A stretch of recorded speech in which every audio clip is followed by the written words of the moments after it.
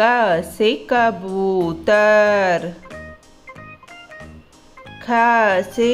खरगोश, ग से गमला,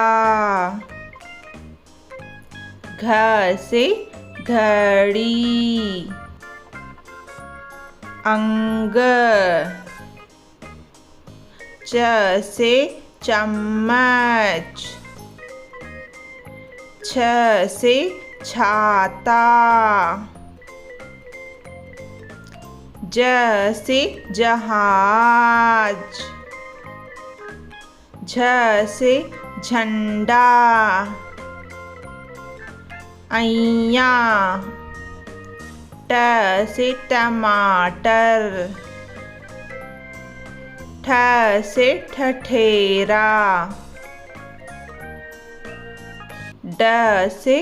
डमरू, ढ से ढक्कन,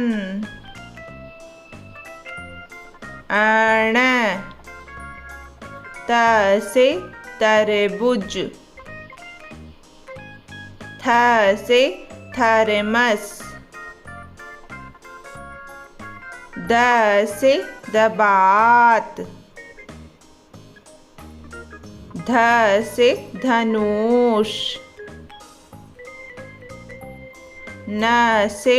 नल, प से पतंग, फ से फल, व से बकरी, भ से भालू, म से मछली, य से यज्ञ, र से रथ, ल से लट्टू, व से वन, श से शलगम, श से षटकोण, स से सपेरा, ह से हिरण,